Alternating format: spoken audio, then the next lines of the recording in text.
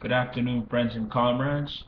I'd like to read my Facebook note written on May 20th of this year, and it's entitled Solidarity with the Bangladeshi Workers in this Tragedy. 1,127 workers lost their lives in an incredible preventable fall of a garment factory. There are parts of this story that are generally not looked at by the bourgeois press, in particular in the West. The owner of the factory is being jailed and calls for a saving Hafkan. Why? Since the day before the tragedy, there was a crack in the wall, and more than the legal 5 stories have been built on the building.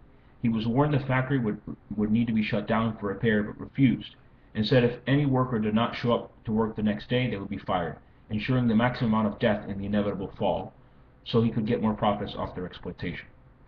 This goes beyond negligence. But what of the non-Bangladeshi workers? Who are the real owners? Us in the West do not like to admit it, but the CEOs of Zara clothing in Europe or Walmart here in the US, just to name a couple major corporations, they are the real owners. They refused to sign a safety agreement, even to this day, and they exerted the pressure on the Bangladeshi owners to keep up the exploitation, where a teenage girl has to work a few cents an hour in miserable conditions.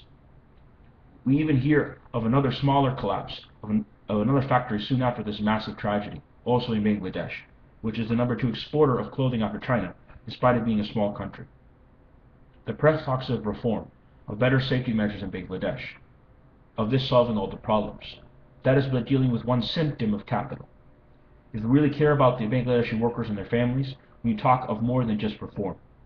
Now more than ever, the Bangladeshi workers need a revolution, and for their dignity to be restored. Compensation, yes, but also the entire system of exploitation by the West, turning Bangladesh into an economic colony, must end.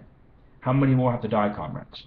I'm expressing my utmost solidarity in the fight against capitalism, imperialism, and all its forms and consequences on the underdeveloped world. I do not see this tragedy as an isolated incident, nor as a worker safety issue. This is an issue of human rights. They have been violated in Bangladesh and throughout the underdeveloped world for too long. Long live Bangladeshi workers. Down with exploitation. Thank you, friends and comrades.